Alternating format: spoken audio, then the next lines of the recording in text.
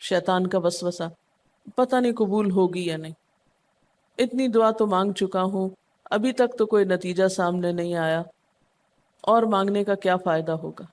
کیا واقعی دعا مانگتے ہوئے یہ وسوسہ نہیں آتا سب کو؟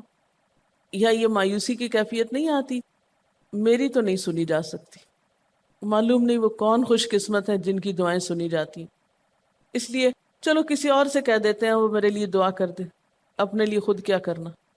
تو شیطان ہمیشہ دعا مانگنے کے عمل میں رخنا ڈالتا ہے، خلل پیدا کرتا ہے، کیونکہ دعا ایک ایسا عمل ہے جو اللہ اور بندے کے درمیان ایک محبت کا تعلق پیدا کرتا ہے، ایک اپنائیت کا تعلق پیدا کرتا ہے، ایک تقرب کا تعلق پیدا کرتا ہے۔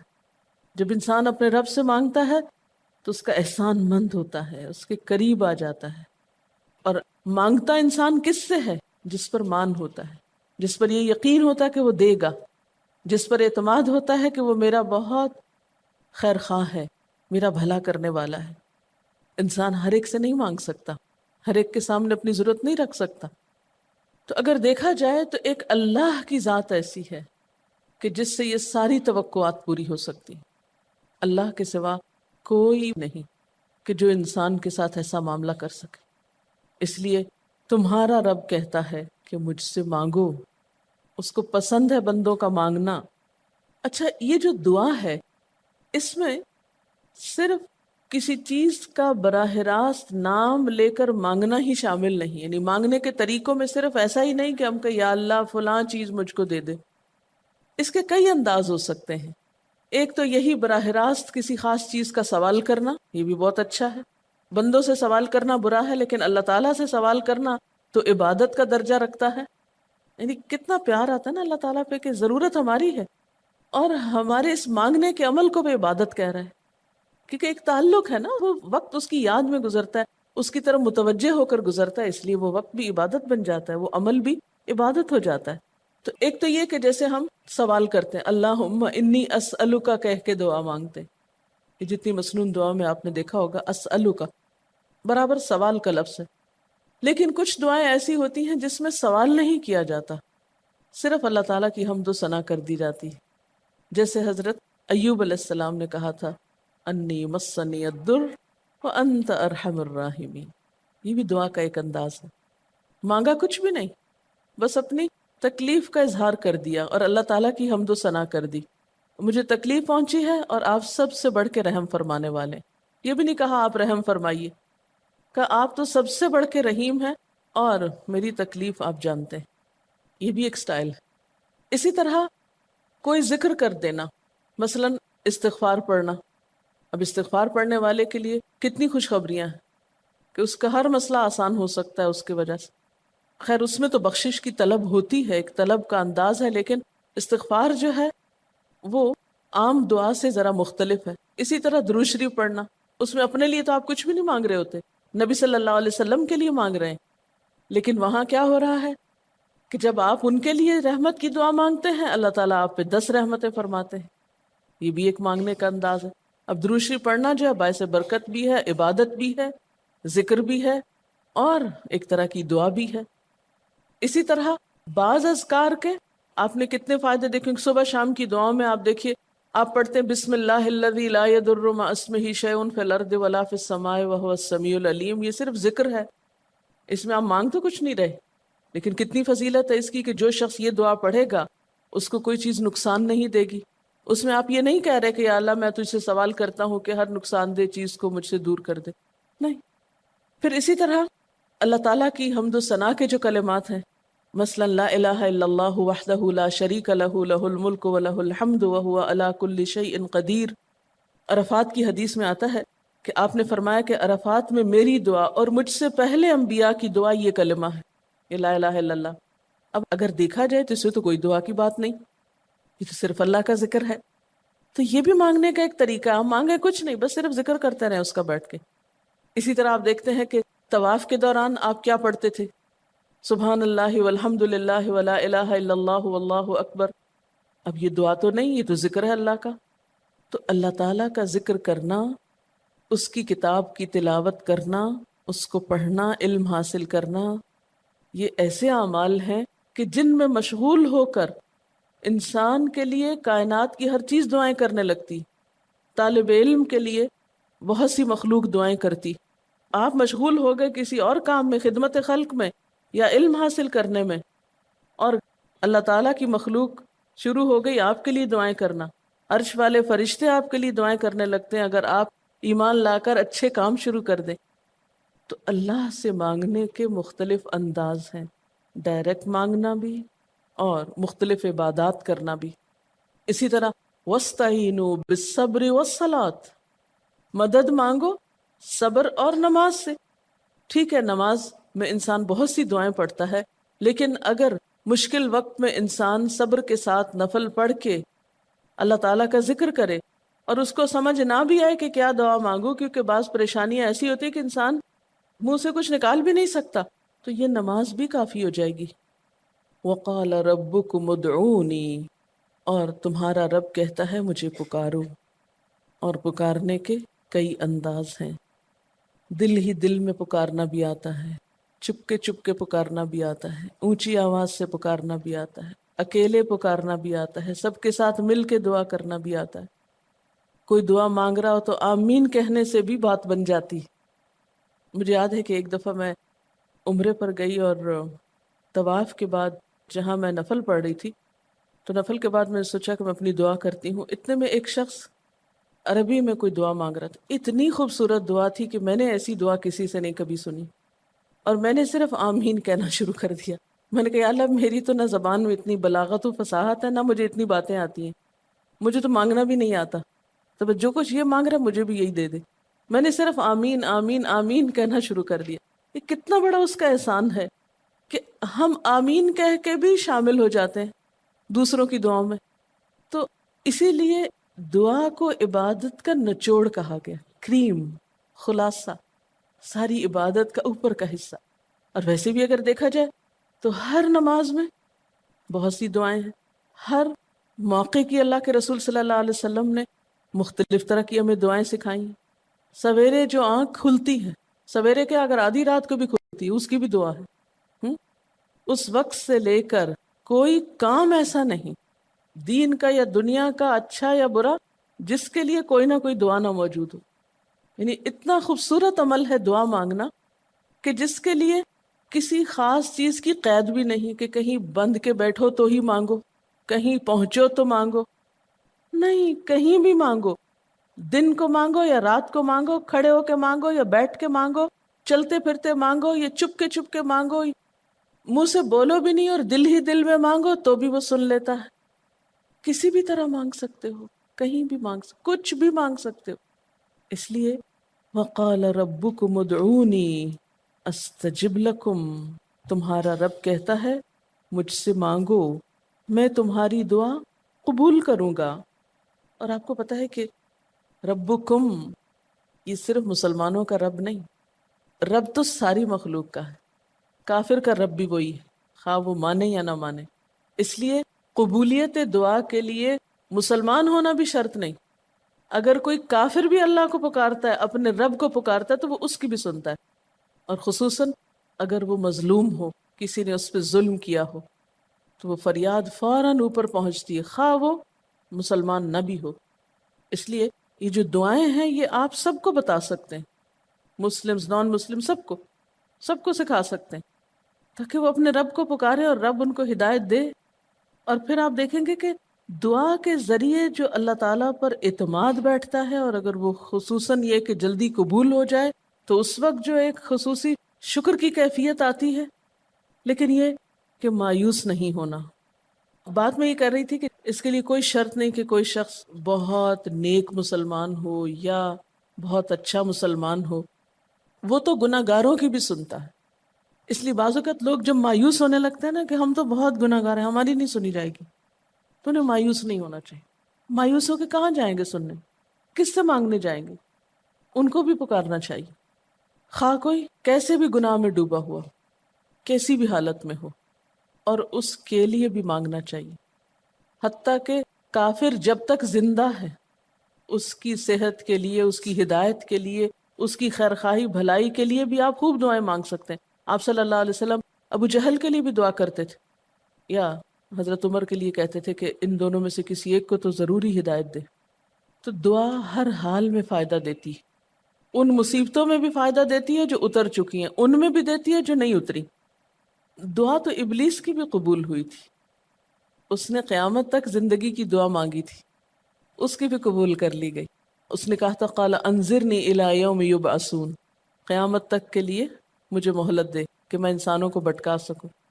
تو اللہ تعالیٰ نے کہا جاؤ، تمہیں مہلت دی گئی. اس لیے یہ خیال تو اپنے دل سے سب نکال دیں کہ ہماری دعا نہیں قبول ہوتی. سب کی ہو سکتی، شرط یہ ہے کہ آپ واقعی دعا مانگ رہے ہوں. ہاں، جو غافل دل سے مانگے اس کی نہیں قبول ہوتی، کیونکہ وہ مانگ نہیں رہا، وہ تو بس صرف ایک فرض پورا کر رہا ہے. وہ بظاہر دیکھنے میں مانگنے کا عمل نظر آ رہا ہے لیکن حقیقت میں مانگ نہیں رہا. تو حدیث میں آتا ہے کہ اللہ تعالیٰ غافل دل کی دعا نہیں قبول کرتا. بس کچھ ادب یہ ضرور سکھائے گئے کہ انسان قطع رحمی کی دعا نہ کرے، گناہ کی دعا نہ کرے، غلط کاموں کی دعا نہ کرے، اور پھر ساتھ یہ کہ دعا کرنے کے بعد مایوس نہ ہو، دعا میں جلد بازی نہ کرے، کیونکہ اللہ تعالیٰ نے قبولیت دعا کا وعدہ کر رکھا ہے. استجب لکم، میں قبول کروں گا تمہاری دعائیں. ہاں، یہ ضرور ہے کہ قبولیت کی شکلیں مختلف ہوتی ہیں. بعض اوقات تو انسان کو بالکل وہی مل جاتا ہے جو وہ چاہتا ہے، بعض اوقات وہ نہیں ملتا جو وہ چاہتا ہے، بلکہ وہ دے دیا جاتا ہے جو اس کو زیادہ ضرورت ہوتا ہے. یعنی ہمارا تو علم اتنا محدود ہے نا، ہم ایک چیز مانگ رہے ہوتے ہیں جو ہمارے حق میں کوئی زیادہ اچھی نہیں ہوتی. اللہ تعالیٰ ہمارے لیے ہم سے بڑھ کر مہربان ہے، وہ ہمیں وہ نہیں دیتا بلکہ وہ دیتا ہے جو ہمیں اس سے زیادہ فائدہ دے سکتا ہے. اگر آپ اپنی گزشتہ زندگی کی دعاؤں پہ ایک نظر ڈالیں تو ہم کتنی چھوٹی چھوٹی چیزیں مانگتے رہے ہیں اور اللہ تعالیٰ نے ہمیں اس سے بڑھ کر عطا کیا ہے. ہم سب کو جو اللہ تعالیٰ نے دین کی سمجھ دی یا دین کو سیکھنے کا شوق دیا، ضروری نہیں کہ ہم سب نے یہ مانگا ہی ہو کہ اللہ تو ہمیں موقع دینا اپنے دین کو سیکھنے کے لیے، سکھانے کے لیے. لیکن یہ ضرور ہو سکتا ہے کہ ہم زندگی میں کچھ اور مانگتے رہے اور ہمیں وہ نہیں ملا، یہ نعمت مل گئی اور وہ ہمارے حق میں زیادہ بہتر ہو گئی. اور یہ ہو سکتا تھا کہ ہمیں وہ چیز مل جاتی اور آج ہم اس چھوٹی سی چیز کو لے کر اس کا شوق بھی پورا کر چکے ہوتے، اس کی ساری اٹریکشن ختم ہو چکی ہوتی. کیونکہ دنیا کی کوئی چیز ایسی نہیں جس کی اٹریکشن ختم نہ ہو جائے یا جس کی ویلیو گھٹ نہ جائے، جو پرانی نہ ہو جائے. لیکن قرآن کا علم ایک ایسا علم ہے جو ہر دم نیا لگتا ہے، ہر دم زندگی دیتا ہے، خوشی دیتا ہے، سکون دیتا ہے، ایک راحت ملتی ہے. یہ پرانا نہیں ہوتا. پھر اسی طرح یہ بھی ہوتا ہے کہ بعض اوقات انسان کی کوئی آفت ٹال دی جاتی. آپ مانگ رہے ہیں رزق، تو وہ رزق میں برکت تو نہیں ہوتی مثلا، لیکن کوئی بیماری آپ سے ٹال دی جاتی کہ خدا نہ خواستہ آپ کو اگر مال مل بھی جائے اور ایسی بیماری لگ جائے کہ سارا مال اس میں ڈوب جائے تو مال بھی گیا اور تکلیف الگ. تو اللہ تعالیٰ اپنی رحمت سے آپ کو زیادہ مال تو نہیں دیتے مگر وہ بہت بڑی بلا سے محفوظ رکھتے ہیں، کسی حادثے سے بچا لیتے ہیں، کسی ایسی پریشانی سے بچا لیتے ہیں کہ جس میں آپ کا سب کچھ ہی کھپ جاتا. کیونکہ ہمارے پاس کوئی رائٹ تو نہیں ہے، ہم کو ڈیزرو تو نہیں کرتے کہ ہر وقت ہم امن و امان میں رہیں. ہمارے اپنے گناہوں کی بدولت، کئی بیرونی اسباب کی بدولت کوئی مشکل، کوئی حادثہ، کوئی مصیبت کسی بھی وقت آ سکتی جو دنیا میں مختلف لوگوں پر آتی رہتی. ہم ہر امن ڈیزرو تھوڑی کرتے ہیں، یہ تو اللہ کی عنایت اور رحمت اور نعمت ہے کہ وہ جو ہمیں دیے ہوئے یہ. اور یہ عین ممکن ہے کہ ہم کوئی اور دعا مانگتے ہوں اور اللہ تعالیٰ اس کی بجائے ہمیں عافیت میں رکھے ہوئے ہو، ایک پرسکون زندگی دیے ہوئے ہیں ہمیں کہ ہمارے ہاتھ پاؤں سلامت ہیں، ہم بول سکتے ہیں، ہم دیکھ سکتے ہیں، ہم کھا پی سکتے ہیں، ہم چل پھر سکتے ہیں، ہم کسی کے محتاج نہیں ہیں. کتنا بڑا احسان ہے اس کا. اس لیے اگر کوئی دعا وقتی طور پر بعینہ ہی قبول نہیں ہوتی، بعینہ ہی کا کیا مطلب ہے؟ ایز اٹ از، جس طرح ہم چاہتے ہیں، تو بھی کوئی بات نہیں، صبر کرنا چاہیے. لیکن یہ نہیں سوچنا چاہیے کہ نہیں اللہ تعالیٰ دعا نہیں سنتا. ایک اور جگہ پر بھی فرمایا وَإِذَا سَأَلَكَ عِبَادِي عَنِّي فَإِنِّي قَرِيبٌ أُجِيبُ دَعْوَةَ الدَّاعِ إِذَا دَعَانِ فَلْيَسْتَجِيبُوا لِي وَلْيُؤْمِنُوا بِي لَعَلَّهُمْ يَرْشُدُونَ. جب میرے بندے آپ سے میرے بارے میں سوال کریں تو آپ بتا دیجئے کہ میں قریب ہوں، بہت قریب ہوں. اجیب دعوت الداعی، میں پکارنے والے کی پکار کا جواب دیتا ہوں. استجب لکم، قبول کرتا ہوں. یہ ایسے دل کے بہلانے کے لیے نہیں کہا گیا، یہ حقیقت ہے، یہ سچ ہے، اس پر ہمارا ایمان اور یقین ہونا چاہیے پختہ، اور اس کو چھوڑ کر اوروں کے پاس نہیں جانا چاہیے، کسی اور سے نہیں مانگنا چاہیے، صرف اسی سے مانگنا چاہیے، کیونکہ یہ عبادت بھی ہے اور پھر وہ ہر چیز دینے کے قابل بھی ہے، اس کی قدرت، اس کا علم، اس کی رحمت ہر چیز پہ چھائی ہوئی ہے، اس لیے اس سے مانگتے چلے جاؤ، اور پھر کبھی ایک انداز سے، کبھی دوسرے انداز سے، کبھی تیسرے انداز سے، لیکن اس سے ہمیشہ اچھی امید رکھو، لا تقنطوا من رحمت اللہ۔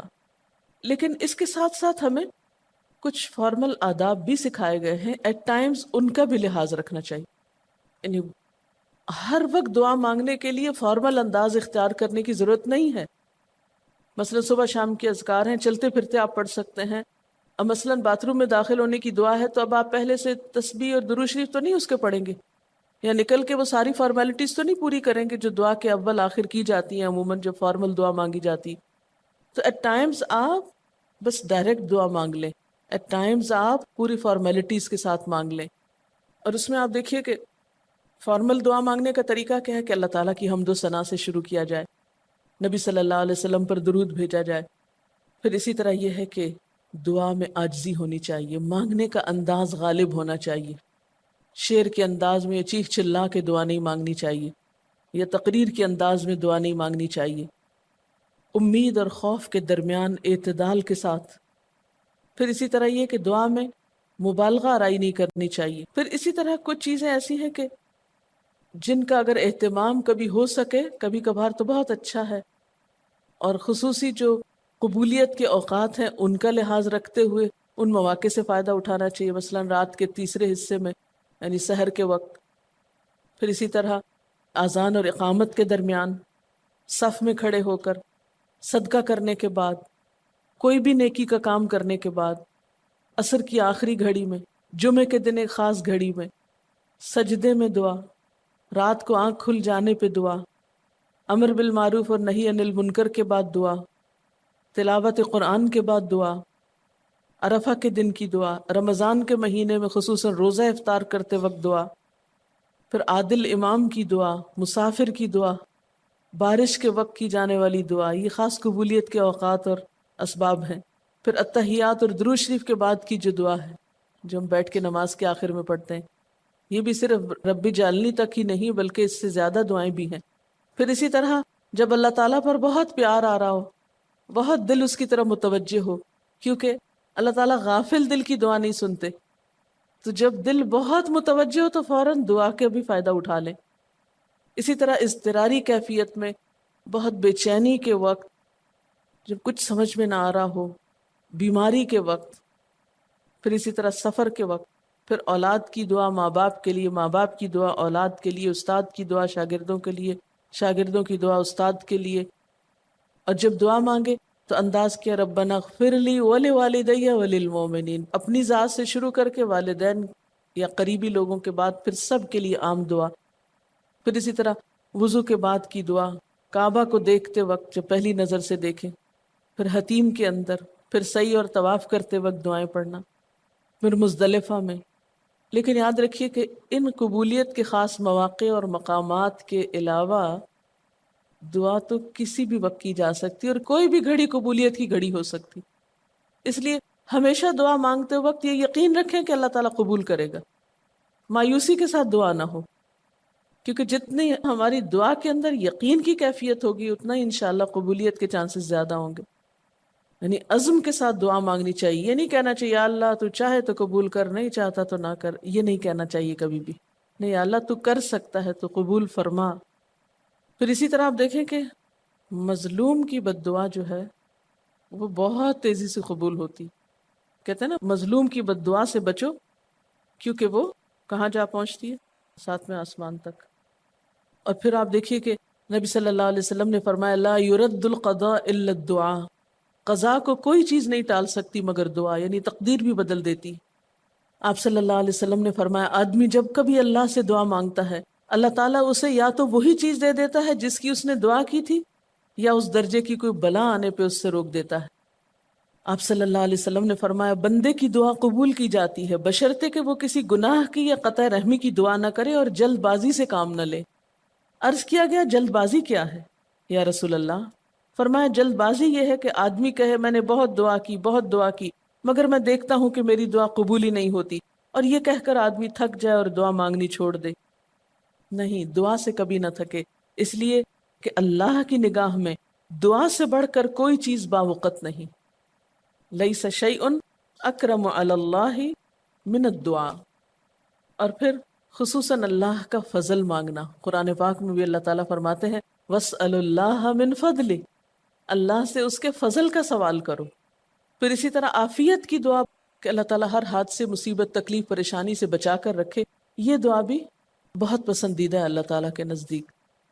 آپ صلی اللہ علیہ وسلم نے فرمایا دعا ہر حال میں فائدہ دیتی ہے، ان بلاؤں کے معاملے میں جو نازل ہو چکی اور ان کے معاملے میں جو نازل نہیں ہوئی، بس اے بندگان خدا تم ضرور دعا مانگا کرو۔ اور پھر آخری بات کہ تم میں سے ہر شخص کو اپنی ہر حاجت اپنے رب سے مانگنی چاہیے، حتیٰ کہ اگر جوتی کا تسمہ بھی ٹوٹ جائے تو بھی اللہ تعالیٰ سے دعا کرے، یعنی چھوٹی چھوٹی چیزوں میں بھی جب ضرورت پیش آئے تو اللہ کی طرف رجوع کرے۔ وَقَالَ رَبُّكُمُ ادْعُونِي أَسْتَجِبْ لَكُمْ، اور تمہارا رب کہتا ہے کہ مجھے پکارو، مجھ سے مانگو، میں تمہاری دعا قبول کروں گا۔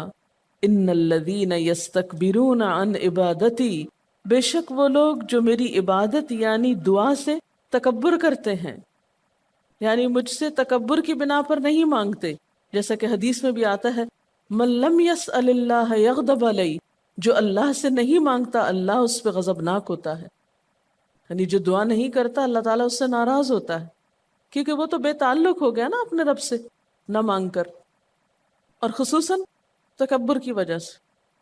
ایسے لوگوں کی جزا کیا ہے؟ سیدخلون جہنم داخرین، ان